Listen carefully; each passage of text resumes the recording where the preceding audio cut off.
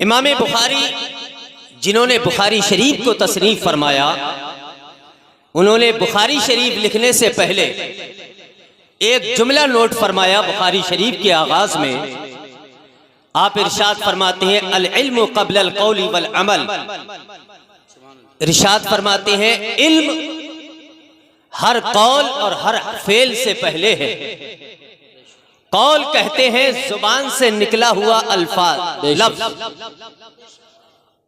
اور عمل کہتے ہیں جیسے نماز پڑھنا، طواف کرنا، سعی کرنا، روزہ رکھنا، زکوٰۃ دینا، اس کو عمل کہتے ہیں۔ قول کہتے ہیں جیسے درود پاک پڑھنا، کلمہ طیبہ پڑھنا، اللہ کی تسبیح و تہلیل بیان کرنا، قرآن عظیم کی تلاوت کرنا، بہت سارے ایسے کام ہیں کہ جن کو قول کہا جاتا ہے۔ لیکن امام بخاری نے ارشاد فرمایا العلم قبل القول والعمل۔ آپ ارشاد فرماتے ہیں علم ہر کام سے پہلے ہے، ہر چیز سے پہلے ہے۔ زندگی میں جتنے بھی آپ کے کام ہیں ان تمام چیزوں سے پہلے ہمیں علم کو رکھنا چاہیے، تب آپ کا کام صحیح ہوتا ہوا نظر آئے گا۔ اگر آپ نے علم کو مد نظر نہیں رکھا تو آپ کے کام میں فساد اور بگاڑ پیدا ہوتا ہوا نظر آئے گا۔ امام بخاری نے اتنا بڑا یہ جملہ ارشاد فرمایا، یہ یوں ہی نہیں بیان فرما دیا ہے بلکہ آپ نے اس کی دلیل قرآن عظیم سے ارشاد فرمائی۔ امام بخاری نے 26ویں پارے کے 6 رکوع کی آخری آیت کو اس کے دلیل میں پیش فرمایا۔ آپ نے کہا فَعْلَمْ أَنَّهُ لَا إِلَهَ إِلَّا اللَّهُ، آپ نے کہا کہ آپ جان لیجئے، آپ علم حاصل کر لیجئے۔ اللہ نے قرآن میں ارشاد فرمایا فَعْلَمْ أَنَّهُ لَا إِلَهَ إِلَّا اللَّهُ۔ امام بخاری نے اس دلیل کو پیش فرمایا کہ آپ علم حاصل کر لیجئے، اس کے بعد آپ کہیے لا الہ الا اللہ۔ مطلب کیا ہوتا ہے؟ اسلام کا سب سے بڑا کلمہ، سب سے بڑا عمل اگر کوئی ہے تو وہ لا الہ الا اللہ ہے، یعنی اس سے مراد پورا کلمہ اسلام ہے، لا الہ الا اللہ محمد الرسول اللہ۔ امام بخاری نے کہا کہ آپ کو کلمہ بھی تب پڑھنا ہے جب آپ کو علم ہو جائے کہ کلمہ پڑھنے سے کیا ہوا کرتا ہے۔ آپ جب کلمہ پڑھیں گے تو آپ کو پتا چلے گا، جب آپ کے پاس علم ہوگا کہ اس کے ضمن میں ہمیں کیا کرنا ہے، اس کو پڑھنے کے بعد ہماری زندگی پہ کیا کیا چیز فرض ہو جاتی ہے، ہماری کیا ذمہ داری ہو جایا کرتی ہے۔ اس لیے امام بخاری نے کہا آپ کو ہر کام سے پہلے، ہر فعل سے پہلے، ہر عمل سے پہلے آپ کو علم حاصل کرنا پڑے گا۔ آج آپ دیکھ رہے ہیں اسی علم کو حاصل کرنے کے لیے آپ کے گاؤں میں، آپ کی بستی میں، آپ کی گلی میں، آپ کے محلے میں، آپ کے شہر میں مدارس اسلامیہ کو قائم کیا جا رہا ہے۔ کیوں؟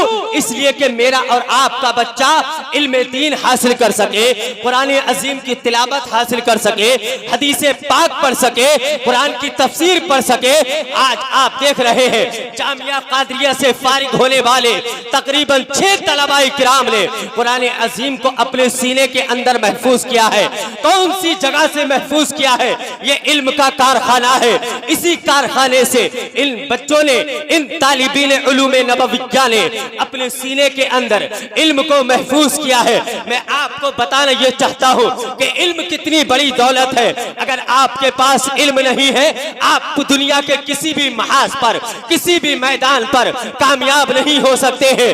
علم ایک اتنا بڑا سرمایہ ہے، علم ایک اتنا بڑا اجالا ہے کہ تیرے پیغمبر نے ارشاد فرمایا ہے۔ تفسیر کبیر کے اندر امام رازی نے ارشاد فرمایا فَإِنَّ اللَّهَ لَمْ يَخْلُقْ تُرْبَةً عَلَى وَجْهِ الْأَرْضِ۔ آپ ارشاد فرماتے ہیں اکرم من مجالس العلماء، اس روئے زمین پر علماء کی محفل سے زیادہ، علماء کی جو مجالس سے ہوا کرتی ہے اس سے زیادہ عزت والی کوئی جگہ نہیں ہے۔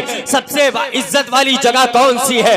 جہاں سے علم بانٹا جاتا ہے، جہاں سے علم نشر کیا جاتا ہے، جہاں سے علم کی نشر و اشاعت ہوتی ہے، چاہے وہ مدرسہ ہو، چاہے وہ مسجد ہو، چاہے وہ مسجد کا حجرہ ہو، چاہے یہ جلسے ہو۔ ان جلسوں سے بھی کیا بانٹا جاتا جاتا ہے، علم بانٹا جاتا ہے، لیکن ہم جلسے میں آ کر کے بیٹھتے ہیں تو اس انداز میں بیٹھتے ہیں کہ چلو تقریر سنیں گے، جس چھکے پر ہمیں مزہ آئے گا اس پر نعرے تکبیر اللہ اکبر کہہ کر کے ہم چلے جائیں گے۔ میری اسلام کے مقدس شہزادوں، میں آپ کو بتانا یہ چاہتا ہوں کہ آپ جب یہاں پر آئے ہو تو یہ جلسہ بھی علم دین کی فضیلت پر ہے، سیرت مصطفیٰ پر ہے، تو آپ کو یہاں سے کچھ حاصل کر کے جانا چاہیے۔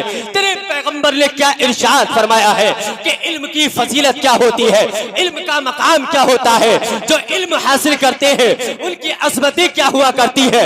اللہ کے رسول نے ارشاد فرمایا، ما من متعلم یختلف الی باب عالم کتب اللہ له بکل قدم عبادت سنا وبنا له بکل قدم مدینہ فی الجنہ۔ آقا ارشاد فرماتے ہیں جب طالب علم اپنے گھر سے نکلتا ہے، اپنے گھر سے نکلتا ہے، اپنے استاذ کی بارگاہ میں جاتا ہے، چاہے وہ مدرسے میں جائے، مسجد کے حجرے میں جائے، کسی گلی میں جائے، کسی عالم کے سامنے ثانوی تلمس طے کرتا ہوا وہ طالب علم جب جاتا ہے مدرسہ قادریہ رضویہ کے اندر، جب وہ بچہ جاتا ہے، آقا ارشاد فرماتے ہیں ہر قدم کے بدلے میں اللہ تعالیٰ اسے 1 سال کی عبادت کا ثواب عطا فرماتا ہے۔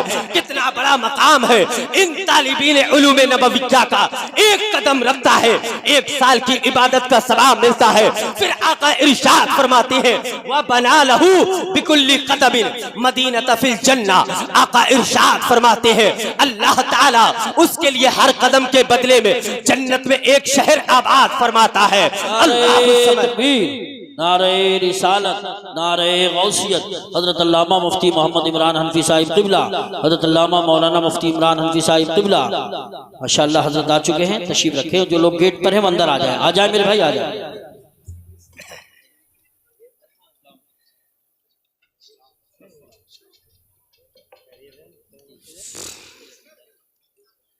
درود پاک پڑھی آپ حضرات، اللہم صلی علی سیدنا مولانا محمد مبارک وسلم، صلاۃ و سلاما علیک یا رسول اللہ صلی اللہ تعالی علیہ وسلم۔ آقا ارشاد فرماتے ہیں وَبَنَا لَهُ بِكُلِّ قَدَمٍ مَدِينَةَ فِي الْجَنَّةِ۔ آقا کہتے ہیں کہ جب طالب علم 1 قدم رکھتا ہے، 1 قدم کے بدلے میں اللہ تعالیٰ 1 شہر آباد فرماتا ہے جنت میں۔ آپ دیکھئے تو صحیح، اگر کسی گاؤں میں، کسی قصبے میں، کسی شہر کے اندر اگر کسی کا مکان روڈ کے کنارے ہوتا ہے یا ایل سائٹ کا ہوتا ہے، وہ سمجھتا ہے کہ میں بہت بڑا امیر ہوں، میں بہت بڑا صاحب ثروت ہوں، میں بہت بڑا شہزادہ ہوں۔ لیکن آپ ان مدرسے میں پڑھنے والے طلباء کرام کا مقام تو ملاحظہ کیجئے۔ آقا ارشاد فرماتے ہیں 1 قدم کے بدلے میں اللہ 1 شہر آباد فرماتا ہے۔ پھر میرے آقا ارشاد فرماتے ہیں وَيَمْشِي عَلَى الْأَرْضِ تَسْتَغْفِرُ لَهُ۔ جب وہ زمین پر چلتا ہے، زمین اس کے لیے بخشش کی دعائیں کیا کرتی ہے۔ آقا ارشاد فرماتے ہیں وَشَهَدَتِ الْمَلَائِكَةُ۔ آقا ارشاد فرماتے ہیں لَهُمْ بِأَنَّهُمْ عُتَقَاءُ اللَّهِ مِنَ النَّارِ۔ آقا کہتے ہیں کہ جب وہ طالب علم قدم رکھتا ہے، آقا کہتے ہیں فرشتے اس کے لیے گواہ بن جائیں گے میدان قیامت میں کہ مولا اسے جہنم سے آزادی کا پروانہ عطا فرما دے، اسے جنت کا پروانہ عطا فرما دے۔ فرشتے اس کے حق میں شاہد اور گواہ بن جائیں گے۔ کتنا بڑا اعجاز ہے ان مدرسے میں پڑھنے والے طلباء کرام کا۔ آپ دیکھئے تو صحیح، آقا ارشاد فرماتے ہیں وَيَسْتَغْفِرُ لَهُ مَا فِي السَّمَاوَاتِ وَمَا فِي الْأَرْضِ حَتَّى النَّمْلَةَ فِي جُحْرِهَا وَحَتَّى الْحُوتَ فِي الْمَاءِ لَا يُصَلُّونَ عَلَى مُعَلِّمِ النَّاسِ الْخَيْرِ۔ آقا ارشاد فرماتے ہیں زمین اور آسمان کے درمیان جتنی بھی چیزیں ہیں وہ عالم ربانی کے لیے، وہ علم کو پھیلانے والے کے لیے بخشش کی دعائیں کیا کرتی ہیں۔ آسمان کے فرشتے، سمندر کی مچھلیاں، سوراخوں کی چوٹیاں ایک عالم ربانی کے لیے بخشش کی دعا کر رہی ہے۔ اس دنیا کے اندر انسان ٹاٹا منٹل چنٹل بہت بڑا شہزادہ، امیر اور ٹھیکیدار اور زمیندار، پردھان اور چیئرمین تو بن سکتا ہے، لیکن یہ منصب کسی کو حاصل ہو کہ سوراخوں کی چوٹیاں، سمندر کی مچھلیاں کسی کے لیے دعا کرے بخشش کی، یہ اگر مقام کسی کو حاصل ہے تو کرائے کے مکان میں رہنے والے ایک عالم ربانی کو حاصل ہے۔ یہ کس نے اعجاز دیا ہے، یہ اتنا بڑا مقام کس نے دیا ہے؟ آقا کریم نے ارشاد فرمایا ہے۔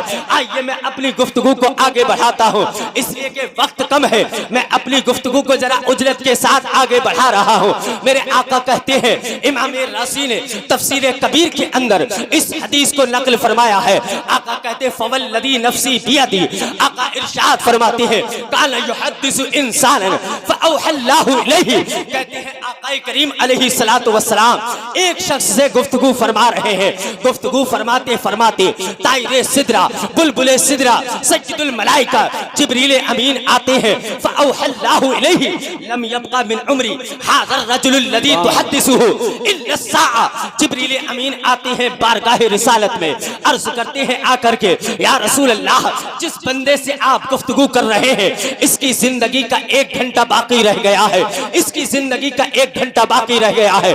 इतना कहना था, कहते हैं वकान हाज़ा वक्तुल अस्र, ये अस्र का वक्त था। फअखबरहुर रसूल, आका करीम ने उन सहाबी रसूल को इस बात की खबर दे दी, आपकी जिंदगी का 1 घंटा बाकी है, आपकी जिंदगी का 1 घंटा बाकी है। इतना कहना था, सहाबी रसूल अर्ज करने लगे, या रसूल अल्लाह, इस कायनात के अंदर अगर बादशाह अपनी रियाया से कोई बात कहता है तो रियाया सर को खम करके उसकी बात को तस्लीम करती है। अगर कोई बाप अपने बेटे से कोई बात कहता है तो बेटा उसकी बात को मानता है। हम तो वो है कि आपके नाम पर जान कुर्बान करने को अपना फख्र महसूस करते हैं। हमें आपके नाम पर, आपके सामने सिर्फ जीने में ही मजा नहीं आता है बल्कि मरने में मजा आता है। आपके नाम पर अगर मरने का मौका मिल जाए तो हम तो इस पे भी फख्र करते हैं। सहाबा कहते हैं, या रसूल अल्लाह, अगर कोई बादशाह खबर दे दे उसकी बात को तस्लीम किया जाता है, वजीर खबर दे दे उसकी बात को तस्लीम किया जाता है। और आपकी शान तो ये है, आपके सहाबा तो आपसे ऐसा इश्क करते हैं कि अगर कोई बात आप कहें तो हम अपनी पलकों को बिछा करके उसे तस्लीम करते हैं। इसलिए कि सहाबा की शान ये है। बुखारी शरीफ की हदीस है, वल्लाहि इन तनखमन नबिय्यु लुखामतन इल्ला वक़अत फी कफ़्फ़ि रजुलिन मिनहुम फदलका बिहा वजहहु व जिल्दा, कहते हैं आकाए करीम जब अपना लुआबे दहन थूका क्या करते थे, सहाबा उसको हथेली पे लेकर के अपने चेहरे पे मल लेते थे, अपने जिस्म पर मल लिया करते थे। ऐसा इश्क करते थे सहाबा इकराम। कहते हैं कि सहाबा इकराम आपके थूक को जमीन पर नहीं गिरने देते थे। व इज़ा अमरहुम इब्तदरू अमरा, कहते हैं जब आप हुक्म एक को देते थे तो सारे सहाबा हाजिर हो जाते थे।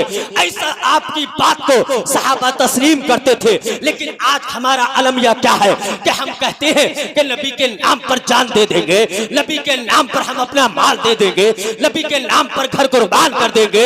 लेकिन जो नबी का घर है, जो मदरसा है, हम उसको हिकारत की नजर से देखते हैं। इन उलमाए किराम को हम हिकारत की नजर से देखते हैं। मैं कहता हूँ कि जो ये कहता है कि नबी के नाम पर जान दे देंगे, नबी के नाम पर औलाद दे देंगे, नबी के नाम पर घर दे देंगे, तो उससे तो मदरसा नहीं देख मिलता है, उलमा की तरक्की नहीं देख मिलती है। हम कैसे जान दे सकते हैं? ये एक दावा तो हो सकता है लेकिन दलील इसकी कोई नहीं है, ये हकीकत पर मबनी नहीं हो सकता है। लेकिन सहाबा ने हकीकत में अपने आका की बात को तस्लीम करके दिखा दिया, आका की बात पर अमल करके दिखा दिया। कहते हैं वइज़ा अमरहुम इब्तदरू अमरा, आका आवाज एक को देते थे, सारे सहाबा हाजिर हो जाते थे। आज हम देखते हैं कि जिस अजान को मेरे आका ने राइज किया है, फजर की आजान होती है, आका का नाम आता है, हम अपना कंबल ओढ़ करके सो जाते हैं। हम कैसे जान दे सकते हैं? हम कैसे माल दे सकते हैं? हम कैसे औलाद दे सकते हैं? सहाबा की शान तो ये थी, रब्बे काबा की कसम, मेरे आका मस्जिद नबवी शरीफ के अंदर खुतबा इरशाद फरमा रहे हैं। एक बंदा खड़ा होता है, आका ने उसको आवाज दी बैठ जाओ, वो भी बैठ गए। लेकिन जो जो जहां जहां थे वो सारे बैठ गए। आका ने नमाज के बाद सलाम जब फेर लिया, आका ने नमाज के बाद कहा अनस कहाँ है? कहा कि वो बाहर है। कहा मरसद कहाँ है? कहा वो बाहर है। आका ने कहा ज़ैद कहाँ है? कहा कि वो बाहर है। आका ने कहा उन्हें बुला करके लाओ। हजरत अनस को बुलाया, हजरत ज़ैद को बुलाया, हजरत मरसद को बुलाया। मेरे आका ने कहा अनस तुम कहाँ थे? कहा या रसूलल्लाह घर से निकला था, आपकी آواز آئی وہیں بیٹھ گیا. کہا زید تم کہاں تھے؟ کہا آقا گلی میں تھا. آپ کی آواز آئی وہیں بیٹھ گیا. آقا نے ارشاد فرمایا اے زید تم کہاں تھے؟ کہا آقا چپلوں کے پاس تھا. آپ کی آواز آئی بیٹھ جاؤ. میں وہیں پر بیٹھ گیا. آقا نے ارشاد فرمایا اے صحابہ، اے انس، اے زید، اے مرثد، میں نے تم سے نہیں کہا تھا. کہا کہ یا رسول اللہ آپ نے کسی کا نام نہیں لیا تھا، آپ کی آواز آئی ہم تو بیٹھ گئے. گویا کہ صحابہ کہہ رہے تھے ہم نے نہ قطرے پہ غور کیا نہ دریا دیکھا، بس جہاں تیری جھلک دیکھی وہی. سبحان اللہ. نعرہ تکبیر، نعرہ رسالت، نعرہ غوثیت، مسلک اعلی حضرت، فیضان اعلی حضرت، علماء اہل سنت، جشن دستار بندی. سبحان اللہ. صحابہ کے عشق کا عالم یہ تھا وَإِذَا تَوَدَّعَ قَعْدُوا يَقْتَتِلُونَ عَلَى وُضُوءِ. جب میرے آقا وضو فرماتے تھے وضو کے قطروں کو زمین پر نہیں گرنے دیتے تھے، بلکہ وہ اس کو ان قطروں کو لینے کے لیے ایک دوسرے کو اوپر دوڑ پڑتے تھے. کہتے ہیں وَإِذَا تَكَلَّمَ خَفَضُوا أَصْوَاتًا. جب آقا گفتگو فرمایا کرتے تھے تو سارے صحابہ خاموش ہو جایا کرتے تھے. یہ صحابہ اپنے آقا کا ادب کیا کرتے تھے؟ ہم زبان سے تو لیتے ہیں اور نبی کا نام لیتے ہیں، نبی کے نام پر مر مٹنے کی بات کرتے ہیں، لیکن حقیقت یہ ہے کہ نبی کا میلاد تو منایا ہے ہم نے، لیکن نبی کی سیرت کو نہیں اپنایا ہے. وہ صحابی رسول عرض کرتے ہیں یا رسول اللہ فاضطرب الرجل. وہ صحابی رسول بے چین ہو گئے. یا رسول اللہ آپ نے جب خبر دے دی ہے تو مجھے یقین ہے کہ میری زندگی کا 1 گھنٹہ باقی ہے، لیکن یا رسول اللہ میں اب یہ چاہتا ہوں دلنی علی اوفقی عملی لی من عملی فی هذه الساعة. صحابی کہتے ہیں یا رسول اللہ اب یہ بتائیے مجھے کہ اس آخری گھنٹے کے اندر میں کیا کروں. تو میرے آقا نے ارشاد فرمایا فاشتغل بالتعلم. تو طالب علم بن جا، تو طالب علم بن جا. جہاں مسئلہ بتایا جاتا ہو وہاں بیٹھ جا، جہاں حدیث بیان کی جاتی ہو وہاں بیٹھ جا، جہاں قرآن پڑھا جاتا ہو وہاں بیٹھ جا. رب کعبہ کی قسم آقا ارشاد فرماتے ہیں فلو کان شیء افضل من العلم لامرہ النبی صلی اللہ علیہ وسلم الى آخر الحدیث. اگر علم دین سے زیادہ افضل کوئی چیز ہوتی تو آقا ضرور اس کا حکم فرماتے، لیکن آقا نے صحابی سے کہا کہ اگر تو اپنی زندگی کا آخری گھنٹہ کامیاب کرنا چاہتا ہے تو آقا نے کہا طالب علم بن جا. اس سے پتہ یہ چلتا ہے کہ مدرسہ قادریہ ہو، مدرسہ گلشن رضا ہو، علم پڑھنے والے جو طالبین علوم نبویہ ہوتے ہیں رب کعبہ کی قسم یہ اللہ کی بھی رضا ہوتے ہیں، پیغمبر اسلام کی بھی. نعرہ رسالت، مسلک اعلی حضرت.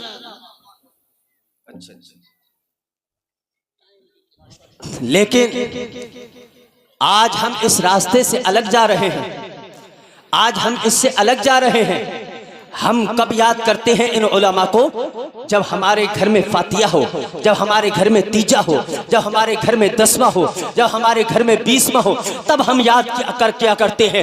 اللہ نے قرآن عظیم کے اندر ارشاد فرمایا کلا اذا بلغت التراقی وقیل من راق وظن انہ الفراق والتفت الساق بالساق الى ربک یومئذ المساق. اللہ ارشاد فرماتا ہے کہ ہاں جب جان گلے کو پہنچ جاتی ہے تب کہتا ہے کہ بیٹا کہ چلو دم کرنے والے کو بلا لیا جائے. جب ڈاکٹر جواب دے دیتا ہے، جب طبیب جواب دے دیتا ہے، جب حکیم جواب دے دیتا ہے، جب MBBS جواب دے دیتا ہے، جب MD جواب دے دیتا ہے کہ اب اس کا کوئی علاج نہیں ہے، تب آتے ہیں ہم مدرسے کی طرف، تب آتے ہیں ہم مسجد کی طرف، تب آتے ہیں ہم علماء کی طرف کہ چلیے حضرت آئیے ہمارے گھر پہ دادا کی روح نکل رہی ہے، باپ کی روح نکل رہی ہے، اماں کی روح نکل رہی ہے، آپ آئیے آ کر کے سورہ یاسین شریف پڑھ کر کے سنا دیجئے تاکہ باپ کی روح آسانی سے نکل جائے. کہتے ہیں کہ جب جھاڑ پھونک کی ضرورت پڑتی ہے تب ہم اپنے عالم کو یاد کرتے ہیں، تب ہم اپنے امام کو یاد کرتے ہیں.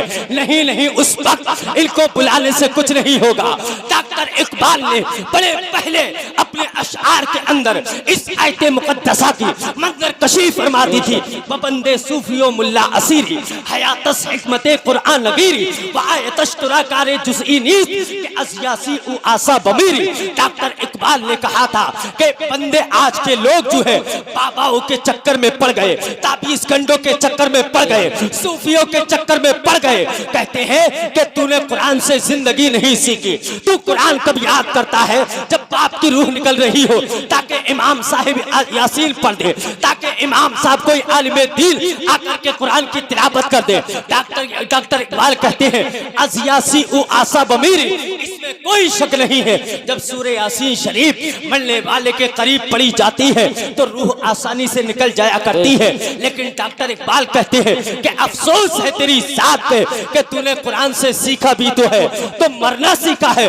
کاش تو قرآن سے جینا سیکھ لیتا، کاش قرآن سے چلنا سیکھ لیتا، کاش قرآن سے تو عمل کرنا سیکھ لیتا، کاش قرآن کو اپنی زندگی میں شامل کر لیتا۔ رب کعبہ کی قسم تیری دنیا بھی کامیاب ہو جاتی، تیری آخرت بھی کامیاب ہو جاتی، لیکن ہم نے اپنی زندگی کو بالائے، اپنی زندگی سے قرآن کو بالائے تار رکھ دیا ہے، ہم نے قرآن کو اپنی زندگی سے دور کر دیا ہے، ہم نے اپنے علماء سے اپنے آپ کو دور کر لیا ہے۔ تیرے پیغمبر نے بڑے پہلے ارشاد فرمایا تھا ان استطاعت فکن عالما، آقا ارشاد فرماتے ہیں اگر بن سکتا ہے تو عالم بن جا۔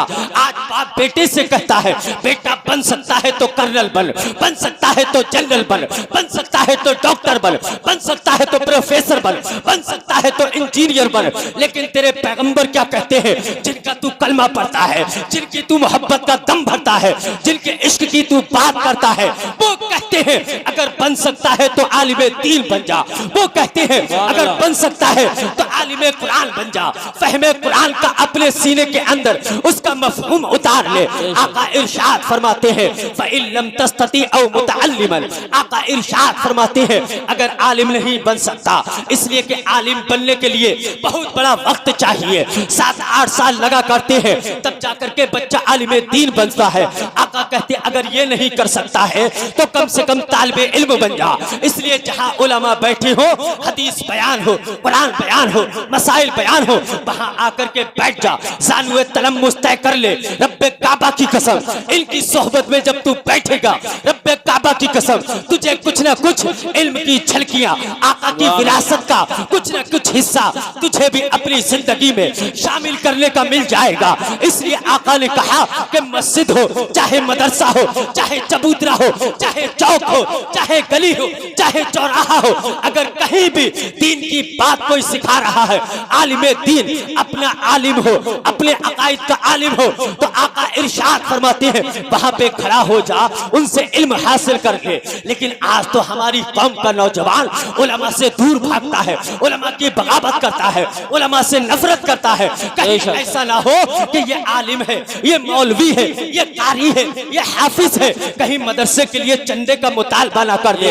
میں کہتا ہوں کہ رب کعبہ کی قسم اگر یہ مدرسہ چلا رہے ہیں، تجھ سے چندہ طلب کر رہے ہیں، یہ تجھے اپنے فخر، اپنے نصیبے پر فخر کرنا چاہیے کہ اللہ رب العزت نے تجھے دینے والا بنایا ہے، تجھے لینے والا نہیں بنایا ہے۔ اور اگر تو عمل کر، اور اگر تو خرچ کر رہا ہے تو اپنی آخرت کی بھلائی کے لیے کر رہا ہے، اور یہ تیرے پاس آ رہے ہیں تو تجھے اپنے نصیبے پر، اپنے مقدر کی معراج سمجھنی چاہیے۔ اس لیے آقا کہتے ہیں فَإِن لَمْ تَسْتَطِعْ، اگر عالم نہیں بنا ہے تو تو کم سے کم طالب علم بن جا۔ ایسے جلسوں میں آ کر کے بیٹھ، علماء کی گفتگو سن، علماء کی زیارت کر، علماء کی تحقیق سن، علماء کے دلائل سن۔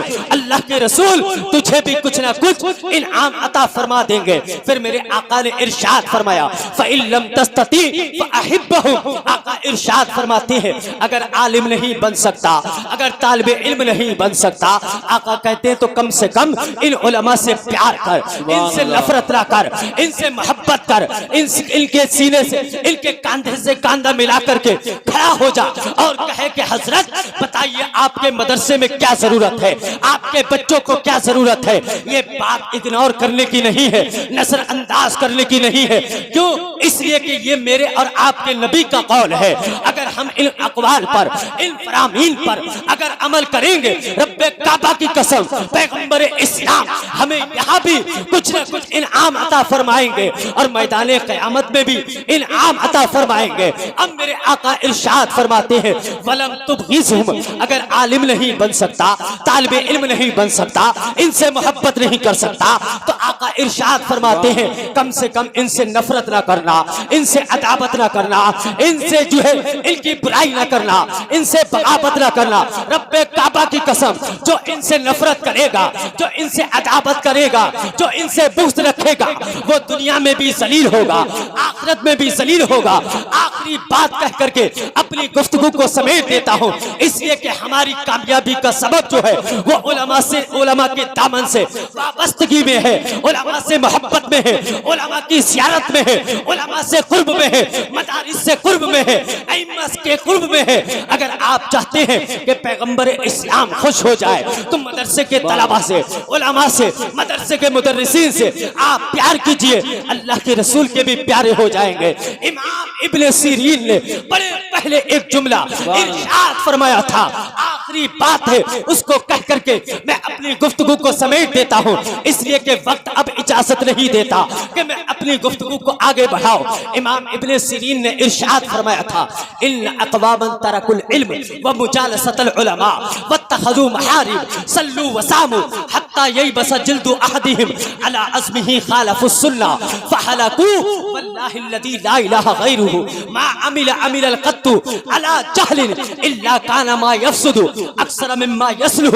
امام ابن سیرین نے ارشاد فرمایا تھا، وہ قوم کہ جو علم نہیں پڑھتی ہے، علم کے قریب نہیں ہوتی ہے، علماء کی مجلس میں نہیں بیٹھتی ہے، علماء کے پاس نہیں بیٹھتی ہے، امام ابن سیرین نے ارشاد فرمایا کہ صلو وصامو، وہ نماز بھی پڑھتا ہو، وہ روزہ بھی رکھتا ہو، تہجد گزار ہو، اپنے وقت کا عبادت گزار ہو، لیکن علم نہیں حاصل کیا ہے، علماء کے پاس بھی نہیں بیٹھتا ہے، علماء سے محبت بھی نہیں کرتا ہے۔ امام ابن سیرین نے ارشاد فرمایا تھا، حتی ییبس جلد احدہم، یہاں تک کہ علی عظمہ، کہتے ہیں کہ اس کی جسم کا چمڑا اس کی ہڈیوں پر سکڑ جائے، سمٹ جائے، اتنی عبادت کی اس نے، اتنے روزے رکھے کہ اس کی کھال اس کی ہڈیوں پر سمٹ گئی، لیکن امام ابن سیرین کہتے ہیں فَحَلَكُوا خَالَفُ السُّنَّةِ، وہ ہلاک ہو جائے گا، اس لیے کہ وہ سنت کی پیروی نہیں کر سکتا ہے۔ جب علم ہوگا تب آپ کی نماز درست ہوگی، جب علم ہوگا تب آپ کے کام کاج درست ہوں گے، جب علم ہوگا تب آپ کی تجارت درست ہوگی، جب علم ہوگا تب آپ اپنے بچوں کی تربیت اچھی کریں گے، جب علم ہوگا تب چلنے کا سلیقہ آئے گا، جب علم ہوگا تب آپ علماء کی اہمیت سمجھیں گے، جب علم ہوگا تب آپ سیاست سمجھیں گے، جب علم ہوگا تو اپنے سے بڑے کی عزت کو سمجھیں گے، جب علم ہوگا تو ماں باپ کا مقام کیا ہے تب آپ سمجھیں گے۔ امام ابن سیرین کہتے ہیں اس کا عمل، جس نے علم حاصل نہیں کیا، تہجد گزار تو رہا، شب بیدار تو رہا، نمازی تو رہا، اس کا عمل اتنا اس کو فائدہ نہیں پہنچائے گا جتنا اسے نقصان پہنچائے گا، اس لیے کہ علم کی جب قلت ہوتی ہے تو عمل میں فساد پیدا ہوتا ہے۔ رب کعبہ کی قسم، اسی علم کے لیے ہمارے اکابرین نے نہ جانے کہاں کہاں کے سفر طے کیے ہیں۔ آج یہ میں زیادہ دور کی بات نہیں کہتا ہوں، آخر اپنی بات کر کے اس جملے پہ کر دیتا ہوں آخری بات۔ امام احمد رضا ہے، اسی علاقے کی ہستی ہے، زیادہ دور نہیں ہے یہاں سے، بریلی شریف، وہ امام احمد رضا، ان کی بارگاہ میں نہ جانے کتنے مسائل آئے۔ ایک مسئلہ آتا ہے اور آ کر کے سائل سوال کرتا ہے، حضرت جب اللہ کے رسول کا نام آئے، اشہد ان محمد رسول اللہ آئے، تو یہ بتائیے کہ یہ چومنا جائز ہے یا نہیں؟ امام احمد رضا نے اپنے قلم کو اٹھایا اور قلم کو جب چلایا ہے 40 دلائل آپ نے انگوٹھے کے چومنے کے ثبوت میں آپ نے پیش کر دیے، اور آپ نے کہا احمد رضا کے پاس وقت نہیں ہے، ورنہ اس پر ایک ضخیم کتاب تیار کر سکتا تھا۔ رب کعبہ کی قسم، جب انہی دلائل شرعیہ کو، جب انہی دلائل امام احمد رضا کو جب علماء حرمین نے پڑھا، علماء حرمین کے پاس جب اعلیٰ حضرت کی تحقیق پہنچی ہے، رب کعبہ کی قسم علماء حرمین نے کہا تھا اذا رأیت رجلا فاحب امام احمد رضا فاعلم انہ صاحب السنہ۔ علماء حرمین نے یہ सुबान कहा था कि जब किसी ऐसे बंदे को देखो जो इमाम अहमद रजा की मोहब्बत करता है, उनकी तारीफ करता है, उनका नाम लेता है, उनके इल्म के डंके बजाता है, उनकी अजमत बयान करता है, तो तमाम उलमाए हरमैन ने कहा था कि ये जान लो कि वो हकीकत में सहाबा के रास्ते पर है, नबी के रास्ते पर है, अकाबरीन के रास्ते पर है। गोया के उलमाए हरमैन ने ये कह दिया था कि जहां इमाम अहमद रजा की तहकीक होगी वहां पर किसी और की तहकीक को कबूल नहीं किया जाएगा। इसलिए इमाम अहमद रजा ने अपने पास से कुछ नहीं लिखा, जो मेरे नबी ने अहमद रजा को अता फरमाया वही इमाम अहमद रजा ने अपने कलम। सुभान अल्लाह। नारे तकबीर, नारे रिसालत, नारे गौसियत, मसलके आला हजरत फैज़। दमे आरिफ नसीम सुबह दम है, इन्हीं से तो रेशे हस्ती में नम है। आंखों को नूर, दिल को सुरूर मिलता है, कुरान पढ़ने से रब्बे गफूर मिलता है। हम अपना अंदाज जमाने से जुदा रखते हैं, हम तो महबूब भी महबूबे खुदा रखते हैं। अस्तगफिरुल्लाह रब्बी मिन कुल्ली ज़म्बि व अतूबु इलैह व आखिरु दावाना अनिल हम्दुलिल्लाहि रब्बिल आलमीन। अस्सलामु अलैकुम।